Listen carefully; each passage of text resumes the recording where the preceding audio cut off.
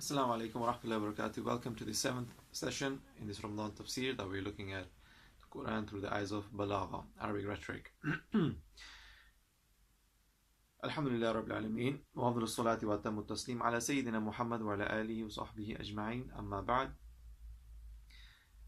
We have still one more ayat to look at from Surah Al-Ma'idah, and then we'll be looking at the new chapter of Surah Al-An'am, the cattle.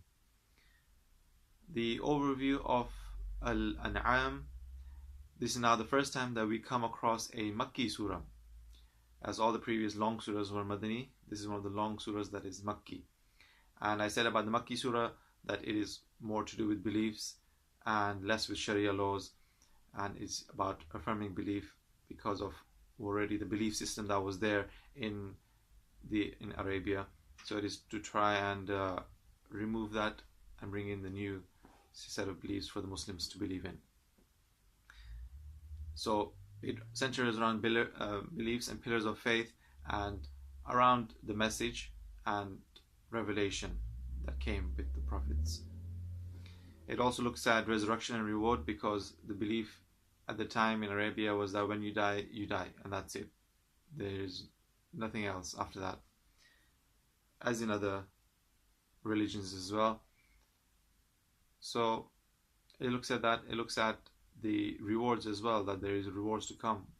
There will be a hisab, and you will be judged according to your deeds, and for that there is an ending either in paradise or hell. May Allah give us Jannah. So this surah as well looks at two different styles of Allah subhanahu wa ta'ala, uslub al-taqrir and uslub al-talqeen. So uslub al-taqrir is where Allah subhanahu wa ta'ala is establishing. So he is establishing his own self, where we use the word huwa a lot. Huwa alladhi khalaqakum, huwa alladhi, and so on and so forth. And the other style is talqeen, where he is saying to the Prophet, Qul, say, O Prophet, and then he has to say the words Allah subhanahu wa ta'ala is saying, which is now a style of dictation. So one of establishment, one of dictation, two different styles.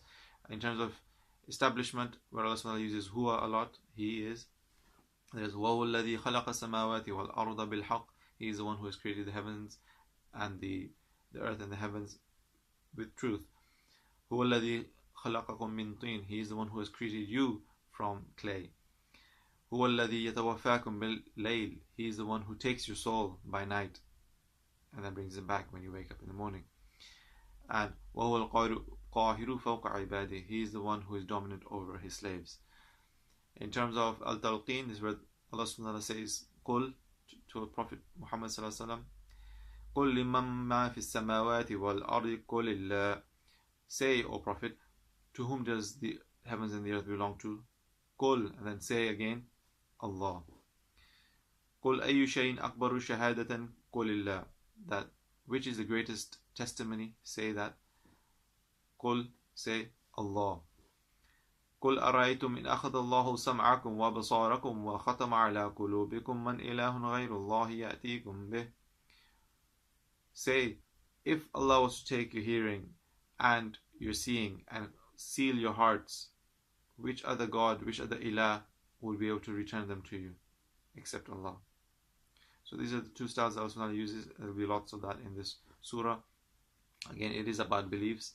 And moving on to the first, before I get into the first one, is named the cattle Al-An'am, because we're talking about beliefs, and the people at that time were believing in offerings to their gods, to their stone idols, the cattle, the animals that they would slaughter. So it was because of that it was named Al-An'am, and it was revealed in one go.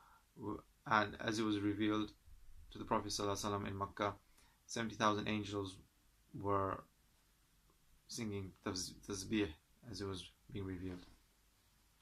So the verses today that I've picked in terms of Balagha, Allah subhanahu wa ta'ala says in the Quran, وَإِذَا سَمِعُوا مَا أُنزِلَ إِلَى الرَّسُولِ تَرَى أَعْيُنَهُمْ تَفِيضُ مِنَ الدَّمْعِ مِمَّا عَرَفُوا مِنَ الْحَقِّ يَقُولُونَ رَبَّنَا آمَنَّا فَاكْتُبْنَا مَعَ الشَّاهِدِينَ.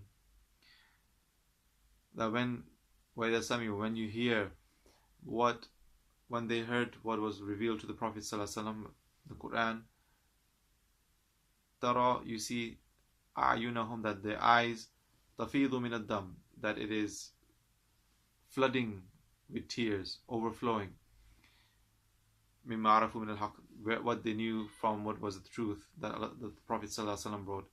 So here is the Sahaba radiallahu anhu ajma'in, where Allah is using the word flooding for the eyes.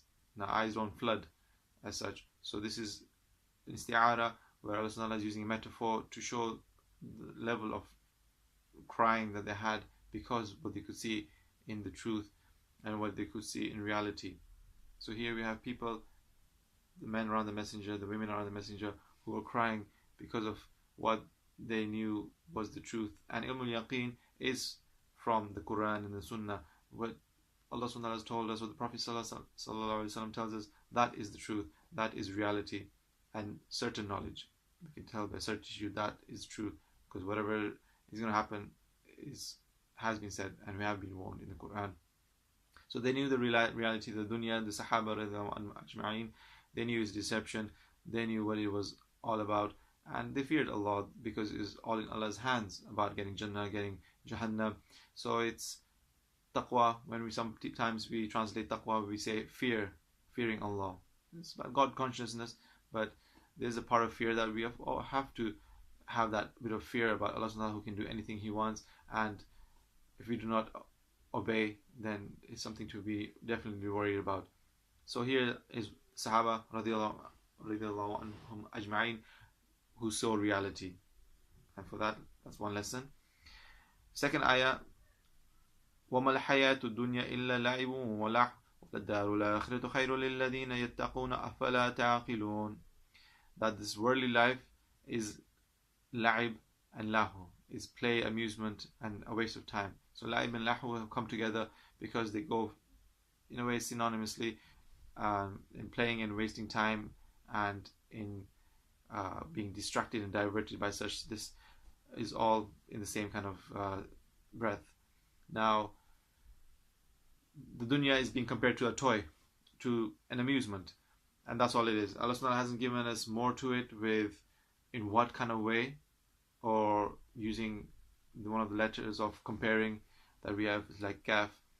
So here, this is tashbih baligh, one of the highest forms. Like I said, if you say huwa asad, he is a lion, this is a way that you're comparing him to a lion, and in what things is not being mentioned, and we're not saying huwa kal asad with a kaf to say he is like a lion. This is just using the thing you are comparing and the thing you're comparing it to, and this is one of the more higher forms of in tashbih, in comparison, in similes, and this is what Allah is comparing it to, and saying that the dunya is like a toy, like an amusement, like something that diverts you from it, and we should take heed from that. We should see the crying of that first ayah that we saw, that the Sahaba radiallahu anhu ajma'in saw, that they're the ones who were holding fast to the Prophet ﷺ. He is one anchor to take us away from the diversion of the dunya. And the Quran, they would have two ways of reciting it. They would recite it fast, in short space of time, to get as much reward for tilawat in that sense. And the second one of tadabbur and tafakkur, where they'll be contemplating and reflecting as they read. So they would spend hours and hours on single ayahs, and they would see how it applies to them. Where are they in terms of this ayah? So we have to realize what this world is really about, and this deception. And going on to the next verse, Allah subhanahu wa ta'ala says, وَالْمَوْتَ يَبْعَثُهُمُ اللَّهُ ثُمَّ إِلَيْهِ يُرْجَعُونَ. And as for the dead, Allah shall raise them after which they shall be returned to Him. Now Allah subhanahu wa ta'ala is saying وَالْمَوْتَ. When He says mauta, He means the kuffar, He means the disbelievers. So He's likening them to death, because really they are dead in the heart. If you have no iman, you are dead. So really we have the world around us with all the non-Muslims, and really as if they're the walking dead. They are the zombies, they're walking without any life. And in one sense we should be trying to revive them through our conduct, through our etiquettes that the Prophet ﷺ has taught us. And another point, this is also now to do with يَبْعَثُهُمُ اللَّهُ, that we shall resurrect them. So this is proofs of resurrecting. Like I said, is to do with beliefs. Is Surah Al-An'am. So it's about resurrection and bringing that belief, bringing that kind of belief thing that all people, you will be raised, because before they believe that that's it, they won't. There's nothing else after death. They die and then the turab and their dust. That's it. So this is where Allah has used isti'ara and saying the kuffar are like the deceased. So He used death for them because they have no iman and it's like death. وصلى الله على سيدنا محمد وعلى آله وصحبه أجمعين.